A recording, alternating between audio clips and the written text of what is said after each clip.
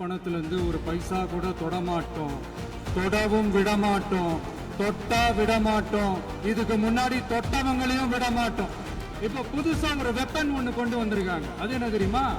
அவங்க தயவால தான் நம்ம ஆட்சி நடக்குதாம். மக்கள் தயவால இந்த ஆட்சி நடந்துகிட்டு இருக்கு.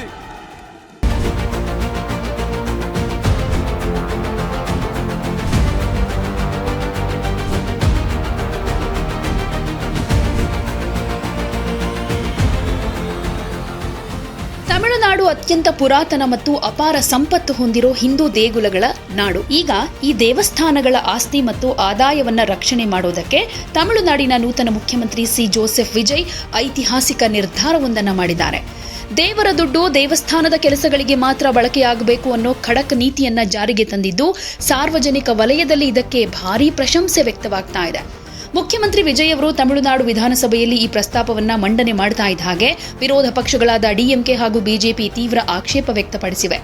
ದೇಗುಲದ ಹಣವನ್ನ ಇತರೆ ವಾಣಿಜ್ಯ ಅಥವಾ ಅಭಿವೃದ್ಧಿ ಯೋಜನೆಗಳಿಗೆ ಬಳಸೋದನ್ನ ತಡೆಯೋ ಈ ನಿರ್ಧಾರಕ್ಕೆ ರಾಜಕೀಯ ವಲಯದಲ್ಲಿ ಮಿಶ್ರ ಪ್ರತಿಕ್ರಿಯೆ ವ್ಯಕ್ತವಾಗಿದ್ರೂ ತಮಿಳುನಾಡಿನ ಸ್ಥಳೀಯ ಜನ ಮಾತ್ರ ಮುಖ್ಯಮಂತ್ರಿಯವರ ಈ ಹೊಸ ನಿಯಮಕ್ಕೆ ಜೈ ಎಂದಿದ್ದಾರೆ.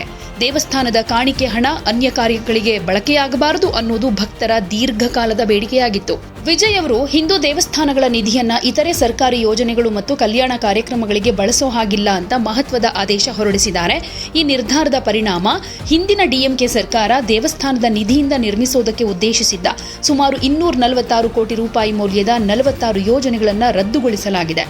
ಈ ರದ್ದುಗೊಂಡ ಯೋಜನೆಗಳಲ್ಲಿ ಹಿಂದೂ ಧಾರ್ಮಿಕ ಮತ್ತು ದತ್ತಿ ಇಲಾಖೆಯ ಅಡಿಯಲ್ಲಿ ನಿರ್ಮಿಸುವುದಕ್ಕೆ ಉದ್ದೇಶಿಸಿದ್ದ ಮದುವೆ ಮಂಟಪಗಳು, ವಾಣಿಜ್ಯ ಸಂಕೀರ್ಣಗಳ ನಿರ್ಮಾಣ ಕೂಡ ಸೇರ್ಕೊಂಡಿತ್ತು. ಫಾರ್ ಎಕ್ಸಾಂಪಲ್ 115.77 ಕೋಟಿ ರೂಪಾಯಿ ವೆಚ್ಚದ 29 ಮದುವೆ ಮಂಟಪಗಳ ನಿರ್ಮಾಣವನ್ನು ಸ್ಥಗಿತ ಮಾಡಲಾಗಿದೆ. ಸಿ ಜೋಸೆಫ್ ವಿಜಯ್ ಅವರ ಈ ನಿರ್ಧಾರ ದೇವಸ್ಥಾನದ ದುಡ್ಡು ದೇವಸ್ಥಾನದ ಕೆಲಸಗಳಿಗೆ ಮಾತ್ರ ಬಳಕೆಯಾಗಬೇಕು ಅನ್ನೋ ತತ್ವವನ್ನು ಆಧರಿಸಿದೆ. ಈ ಕ್ರಮ ಭಕ್ತರ ಮನ ಗೆಲ್ಲೋ ಐತಿಹಾಸಿಕ ನಿರ್ಧಾರ ಅಂತಾನೆ ಪರಿಗಣಿಸಲಾಗ್ತಾ ಇದೆ. ಈ ನಿರ್ಧಾರಕ್ಕೆ ವ್ಯಾಪಕ ಬೆಂಬಲ ಕೂಡ ವ್ಯಕ್ತವಾಗಿದೆ. ಹಿಂದಿನ ಡಿಎಂಕೆ ಸರ್ಕಾರದ ಅವಧಿಯಲ್ಲಿ ದೇವಸ್ಥಾನದ ಹಣವನ್ನ ಇತರೆ ಉದ್ದೇಶಗಳಿಗೆ ಬಳಸೋ ನಿರ್ಧಾರಕ್ಕೆ ಈಗ ವಿಜಯ್ ಅವರು ಬ್ರೇಕ್ ಹಾಕಿದ್ದಾರೆ.